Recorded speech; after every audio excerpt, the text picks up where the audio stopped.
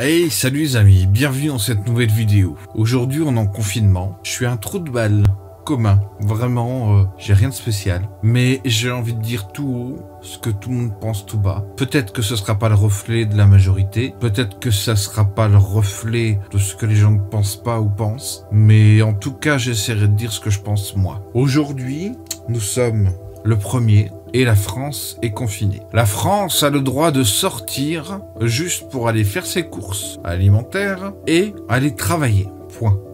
Moi, ce qui me fait peur, c'est qu'on est en train d'organiser la mort des petits commerces. On est en train d'organiser la mort des bouchers. On est en train d'organiser la mort des épiceries. On est en train d'organiser la mort des boutiques de cigarettes électroniques. On est en train d'organiser la mort de tous les restaurants. Je dis bien tous, et surtout les petits. Parce qu'une ancienne McDo, elle aura les couilles pour rester en vie. Mais un petit restaurateur, il pourra pas. Les boîtes de nuit, elles vont faire comment? Elles vont fermer? Les cinémas, ils font comment? Moi, j'ai l'impression que tout ça, ça permet uniquement à ce que les grands groupes restent et que tous les petits ferment. Et ça, je suis désolé, mais venant d'un banquier avec des lobbying de fous, c'est complètement cohérent. Fermez tous les petits et il reste que les grands groupes. C'est tout. Ça vous semble pas bizarre à vous? Tous ceux qui vont fermer, ce seront les petits, ce seront pas les gros. Ouais, je mets une petite musique épique là-dessus parce que c'est important. Les spectacles, les zones d'humour, les zones de l'expression française. Hop, zéro. Dieudonné, on n'en parle même pas. N'importe quel spectacle, annulé. La culture, les concerts, annulés. Alors qu'on pourrait parfaitement prendre des mesures. Les restaurateurs, ils seraient d'accord pour faire des tables de 2 et de 4 d'espacées d'1 mètre. Il n'y a pas de problème. Les cinémas, ils seraient d'accord de vendre moins de places et d'espacer les places où il y ait un espace plein, un espace vide. Ils seraient d'accord. Dans les boîtes de nuit, ils seraient d'accord de restreindre le nombre de personnes. Tout le monde est prêt à faire des concessions et tout le monde fait des concessions. Sauf que là, ce qui va se passer, c'est que tout le monde va crever la gueule ouverte. On va juste bosser, fermer notre gueule et y aller à Auchan, à Carrefour, à Lidl, et la plupart appartiennent à un seul groupe d'ailleurs. C'est n'importe quoi. Le confinement est une nécessité parce que effectivement, ça permet de sauver des vies. Mais le confinement total et mettre un couvre-feu à 19 h, c'est pas la solution. Par contre, mettre en place dans chaque lieu des protocoles adaptés, c'est possible.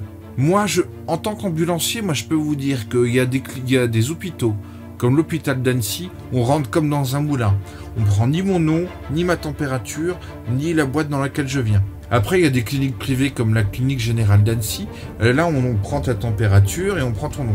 Tout le monde fait à sa sauce. Et même les hôpitaux et les services publics de santé ne jouent pas le jeu. Alors que je peux vous assurer qu'un restaurateur que je connais applique des règles bien plus strictes d'hygiène que l'hôpital d'Annecy en lui-même. Moi, je pense qu'il faut arrêter les conneries. Il faut être prudent. Il faut mettre des protocoles en place. Il faut appliquer le propre sur propre.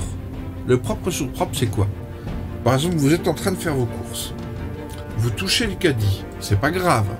Vous touchez le caddie. Vous évitez de vous toucher le nez et les yeux pendant que vous faites vos courses. Vous balancez vos courses dedans. Donc ça veut dire que votre caddie, vos mains et vos courses sont contaminés. Votre boîte d'œufs, vos boîtes de conserve, tout ça c'est contaminé, d'accord? Vous passez en caisse, vous faites un paiement sans contact si possible. Vous arrivez sur le parking, qu'est-ce que vous faites? Vous chargez vos courses dans votre voiture? Non. Déjà, premièrement, vous mettez votre gel hydroalcoolique de façon à ce que quand vous arrivez dans votre voiture, la première chose que vous fassiez quand vous ouvrez votre voiture, c'est l'accès au gel hydroalcoolique. Vous désinfectez les mains, vous prenez une petite lingette, vous désinfectez le caddie, vous prenez un cabas, là je dis bien un cabas, vous mettez vos courses dedans, vous prenez un pchit, un pulvérisateur, vous mettez de l'alcool à 90 dedans, et vous pulvérisez de l'alcool à 90 sur vos courses, et après vous le mettez dans la voiture. Ça suffira à désinfecter.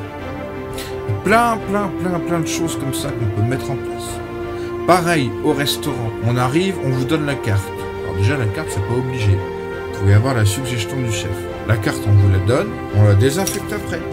Plein de choses peuvent être mises en place. Mais ça, à part tuer l'économie, tuer le petit peuple qui pourrait ouvrir sa gueule, c'est ça qui se passe. Et franchement, c'est pas joli. Et j'ai pas envie qu'on en arrive là, parce que ça finira par des émeutes. C'était Chéri de Connaissance et Liberté. Portez-vous bien les amis.